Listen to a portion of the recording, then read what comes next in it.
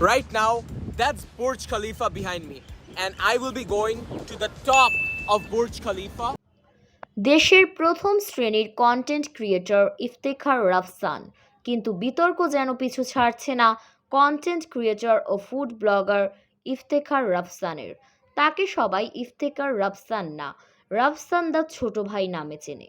এই বছর পুরোটাই ছোট ভাই কট খেয়েছেন।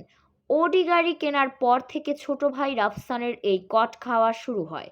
রাফসান তার বাবা মাকে ওডি গাড়ি গিফট করার পর তার বাবা মায়ের ঋণের বিষয়টি সামনে আসে।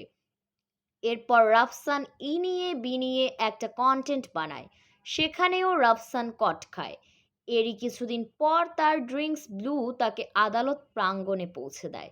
তার সেই ড্রিঙ্কস নিয়ে চারিদিকে সমালোচনা শুরু হয়। এসব কিছু না যেতেই ছাত্র আন্দোলনের সময় ছাত্রদের তোপের মুখে পড়ে টিএসসি প্রাঙ্গণ ত্যাগ করতে হয় রাফসানের। এখন আবার রাফসানের ১৬ লক্ষ টাকা জরিমানা হয়েছে। কিন্তু কেন রাফসানের এত টাকা জরিমানা হলো? আপনাদের মনে প্রশ্ন জাগতে পারে। তো চলুন জেনে আসা যাক।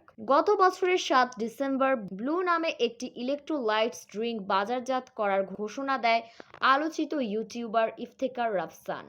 তখন লিচু ও তরমুজের ফ্লেভার দিয়ে দুই ক্যাটাগরিতে তারা দেশের বিভিন্ন পয়েন্টে পণ্য বাজারজাত শুরু করে। কুমিল্লা নগরীর বিসিক এলাকায় মেসার্স ব্লু ড্রিঙ্কস কারখানায় অভিযান পরিচালনা করা হয়, যা গত ১৭ মে নতুন করে সামাজিক যোগাযোগ মাধ্যমে ভাইরাল হয়।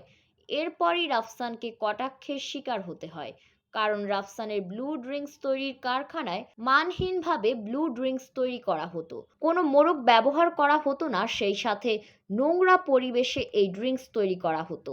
এজন্য ওই সময় ৩০,০০০ টাকা জরিমানা করা হয় তাকে। কিন্তু এইবার রাফসান দা ছোট ভাইকে ১৬ লাখ টাকা জরিমানা করেছে বিশুদ্ধ খাদ্য আদালত। সেই সঙ্গে অনুমোদনহীন ড্রিঙ্কস ব্লু ৭ দিনের মধ্যে বাজার থেকে প্রত্যাহারের নির্দেশ দেওয়া হয়েছে। বুধবার বিশুদ্ধ খাদ্য আদালতের বিচারক আলাউল আকবর এ আদেশ দেয়। এ সময় প্রায় ১.৫ ঘন্টা আদালতে দাঁড়িয়ে থাকতে দেখা যায় রাফসানকে।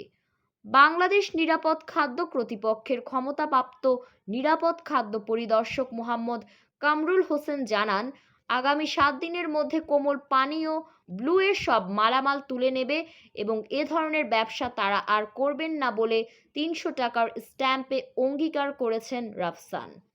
আসলে রাফসানের উচিত হয়নি অনুমোদনহীনভাবে ড্রিঙ্কস তৈরি করা।